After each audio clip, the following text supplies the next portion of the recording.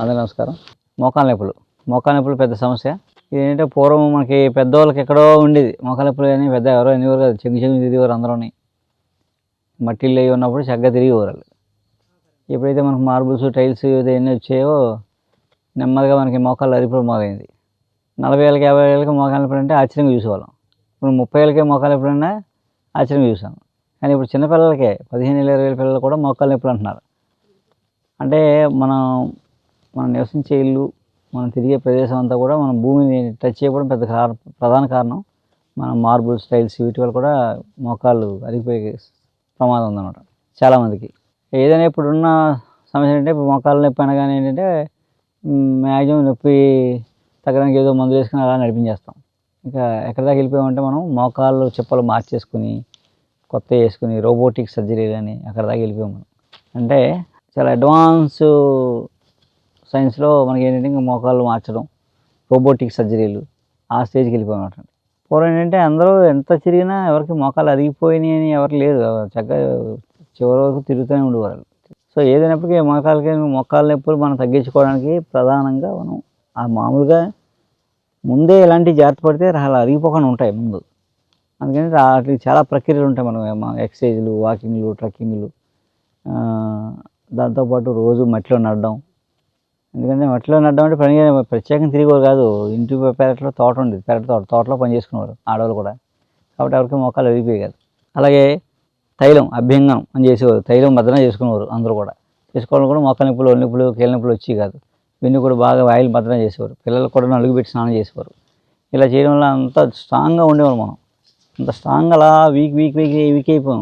ఏంటంటే చాలా అల్పం అయిపోయామంట. అన్ని అవయవాలు అల్పం అయిపోయాయి. బాగా అల్పం ఇరిగిపోవడం ఆ పరిస్థితిలో ఉన్నాం మనం.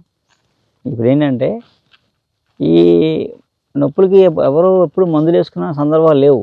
ఏమున్నా పైన ఎక్స్టర్నల్గా పైపోతగా వాడుకుని చాలా సమస్య నుంచి బయటపడిపోయారు, శాశ్వతంగా బయటపడేవారు. అలాంటి వాటిల్లో చాలా రకాల పరిష్కారాలు ఉన్నాయి. అంటే చిట్కా వైద్యాలు, అంటే గృహ వైద్యం ఇళ్ళల్లో చేసుకునేవారు ఇవన్నీ. అలాంటి వైద్యంలో ఒక వైద్యం ఏంటంటే మన ఇంటి ముందే ఉంటాయి అన్నీ, మన కళ్ళ ముందే ఉంటాయి. ఆముదం చెట్టు, వావిలాకు నొప్పి తగ్గించేది. ఆముదం కూడా నొప్పి వస్తే మనం పైన కాపడం పెడతాం, తగ్గుద్ది. వావిలాకు వేడి నీళ్ళు స్నానం చేస్తే ఒళ్ళు నొప్పులు తగ్గుతాయి. ఇలా నిమ్మకాయ కూడా కాపడం పెడితే నొప్పి తగ్గుద్ది. అలాగే ఆవ నూనె కాపడం పెట్టినా నొప్పులు తగ్గుతాయి. అలాగే ఆవాల నూనె కాకపోతే నువ్వుల నూనె వేడి చేసి రాసినా నొప్పులు తగ్గుతాయి. ఇలా ఇవన్నిటితో వాళ్ళ ఇళ్ళల్లో ఉండే దాటితో వాళ్ళు ఒక ఫార్ములా డిజైన్ చేసుకున్నారు అనమాట. అలా ఒక నొప్పులకు ఒక ఆయిల్ అనమాట. అది పైపోతగా వాడితే చక్కగా నొప్పికి మంచి ఉపశాంతి అనమాట. ఆ సందర్భం ఏంటంటే ఒక ఫార్ములా ఏంటంటే ఏం లేదు, ఇది వావిలాకులు. ఈ ఆకులు ఇలా తుంపి చిన్న ముక్కలుగా చెదకొట్టేయడమే. ఒక గుప్పుడు ఆకులు అంటే ఒక 50 గ్రాముల ఆకులు. 50 గ్రాముల ఆకుల్ని మనం ఏం చేయాలి, ఇలా ముక్కల కింద చేసేసి ఒక గిన్నెలో వేసేయాలి, కళాయిలో లేదా మట్టి మూకుల్లో కానీ వేసేసి ఇది ఇలాగే ఆముదం ఆకులు, వావిలాకి అయింది కదా. నెక్స్ట్ ఈ ఆముదం ఆకులు కూడా ఇలాగా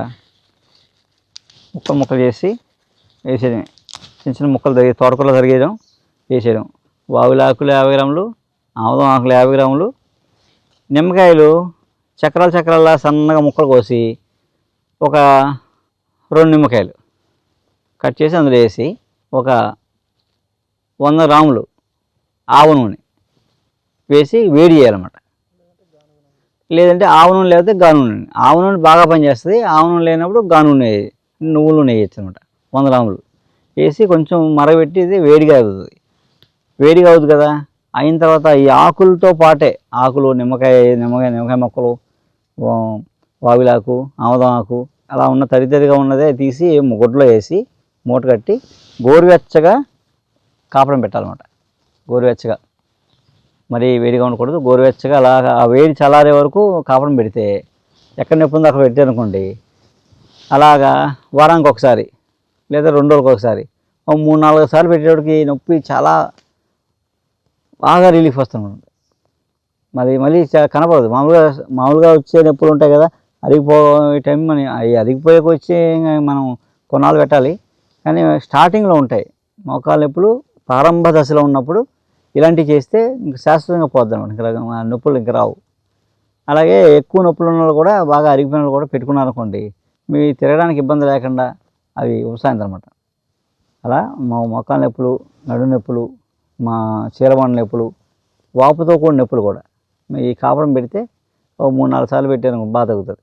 అలా వారానికి ఒకసారి పెట్టుకోవచ్చు. ఇది చక్కగా ఇంట్లో చేసుకోవచ్చు. ఇవి ఇబ్బంది ఏమి ఉండదు అనమాట. అలాగా ఆముదం ఆకులు, ఆవిలాకులు, నిమ్మకాయ, ఆవ నూనె, ఆవ నూనె లేకపోతే నువ్వుల నూనె. ఇది ఫార్ములా. 50 గ్రాములు ఆవిలాకులు, 50 గ్రాములు ఆముదం ఆకులు,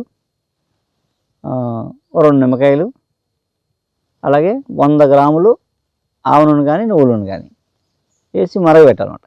ఈ ఆకులన్నీ ఒలిగిపోతాయి. అప్పుడు కొంచెం చల్లారాక గోరువెచ్చగానే, వేడివేడిగా వేయకూడదు, మళ్ళీ పక్కూరు పోతుంది. కొన్నాళ్ళకు ముందు అయితే ఉన్నాళ్ళకు ఉన్నట్టు అవుద్ది. అలా కాకుండా గోరువెచ్చగా ఆకులతో పాటు ముద్ద మూట కట్టాలన్నమాట. మూట కట్టి ఆ మూటని ఇలాగా కాపడం పెట్టాలి. ఆ వేడి చల్లారే వరకుని అంటే అయిపోయింది. ఆ వేడి చల్లారాక ఇంకా దాని పని అయిపోయినట్టే. మళ్ళీ ఇంకోసారి చేసుకోవాలి. అలా 2 రోజులకు ఒకసారి, 3 రోజులకు ఒకసారి, లేదా వారానికి ఒకసారి పెట్టుకుంటే ఈ నొప్పులు బాగా తగ్గుతాయి. నమస్కారం.